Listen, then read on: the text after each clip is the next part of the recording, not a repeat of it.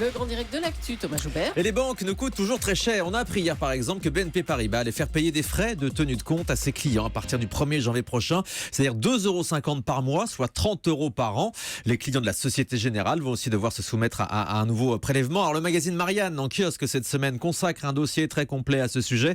Notre invité de 10h45 ou plus exactement de 10h50 ce matin, parce qu'on est à la bourse, c'est le journaliste qui a signé cette enquête, Emmanuel Lévy. Bonjour. Bonjour. Merci d'être avec nous. Alors contrairement à une idée reçue, les frais bancaires ne sont pas limités, c'est pas encadré en fait. C'est très peu encadré. Il y en a quelques-uns qui sont encadrés et qui ont été capés, donc plafonnés, notamment pour les émissions des chèques en bois. Mais globalement, à part ce type d'opération, les banques font à peu près ce qu'elles veulent. Alors ça veut dire en moyenne, ça nous coûte combien une banque par an ou par mois? Alors c'est assez compliqué, il n'y a pas vraiment de chiffres. Il y a un observatoire des tarifs bancaires qui a été mis en place par la Banque de France avec la bienveillance de la Fédération bancaire française, mais il n'y a pas de moyenne. Bon, alors on peut trouver dans l'INSEE des petits chiffres, et ça coûte en moyenne 20 € par mois par ménage. Donc c'est déjà pas mal, parce que ça veut dire que en fait ce service est payant. Ouais, c'est plus de 200 € par an. C'est plus de 200 € par an, c'est presque 1/12 de ce que les Français épargnent. Donc en fait c'est une grosse taxe qui est perçue sur leur revenu. Alors qu'est-ce qui coûte le plus cher concrètement pour les clients des banques? Ce sont les découverts? Alors, il y a les découverts, il y a surtout les abonnements. Non, les découverts sont aussi maintenant en partie plafonnés par une loi parce qu'il y a eu des abus. Et la répétition de la facturation des découverts a été encadrée. Alors c'est quoi que vous appelez les abonnements? Jusqu'à présent, on avait, dans les années 80, on avait droit à une carte gratuitement, le chéquier gratuitement. Et au fur et à mesure que les banques ont développé des produits, ils ont introduit des abonnements, par exemple 16 € par mois pour un abonnement avec une carte à BNP. Et il faudra maintenant ajouter les 2,50 €. Ouais, c'est ça. Il faut payer en quelque sorte sa carte bancaire. Son argent. Ouais. Après, il y a certaines banques qui proposent des offres un petit peu différentes, notamment les banques en ligne avec tous ces produits gratuits. Ça fait du bien au secteur bancaire? Alors, faut bien savoir que ces banques en ligne sont souvent des filiales des banques de réseau. Donc, à la fois, elles essayent de s'auto-concurrencer sur le net. Bon, par exemple, BNP a dit que ça sera pas 2,50 € si on est si on accepte, par exemple, d'avoir ses revenus, ses tenues de compte en ligne. Donc, plutôt que 2,50 €, ce sera 2 €.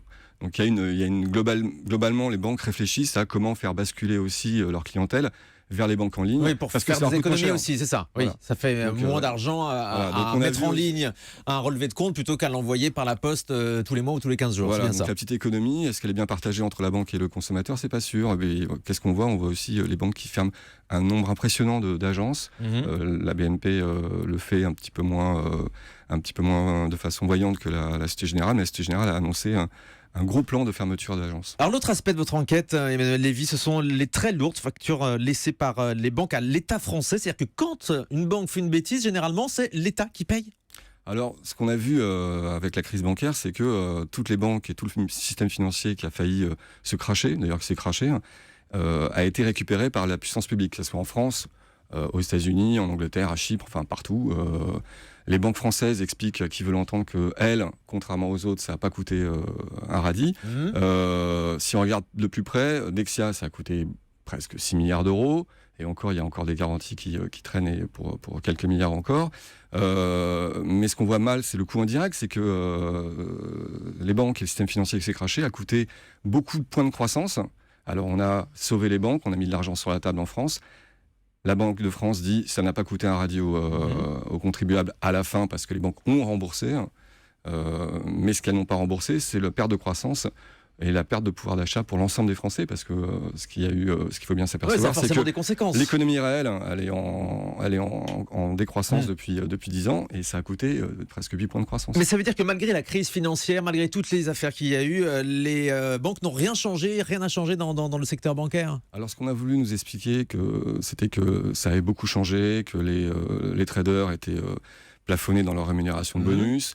Ça a changé un petit peu, et puis en fait, tout le monde s'est réarrangé, et on a retrouvé le chemin des bonus comme dans le bon vieux temps. BNP Paribas, il y a encore une trentaine de traders en France qui gagnent plus de 20 millions d'euros par an. Malgré l'affaire Jérôme Kerviel qui a fait énormément de bruit. L'affaire Jérôme Kerviel, la grande question qui est aujourd'hui sur la table, c'est est-ce que une partie de la responsabilité est à la Société Générale, parce que là encore, en fait, les 5 milliards d'euros qui ont été creusés par Jérôme Kerviel, perdus, et qui ont été supportés par la Société Générale. En fait, un tiers de cette somme a été supporté par les contribuables, puisque la Société Générale, se disant victime et niant toute responsabilité, a fait valoir que c'était une perte et que donc ça devait venir être compensé sur ses futurs revenus et donc sur ses futurs impôts. Et donc en fait, c'est comme si on avait donné que l'État avait donné 2 milliards d'euros à la Société Générale. Ça nous a coûté finalement de l'argent. Ça nous a coûté beaucoup d'argent. Et François Hollande, il n'avait pas promis de s'attaquer à l'ennemi de la finance pendant sa campagne? Alors, c'est compliqué parce que, effectivement, François Hollande avait mis ça en avant.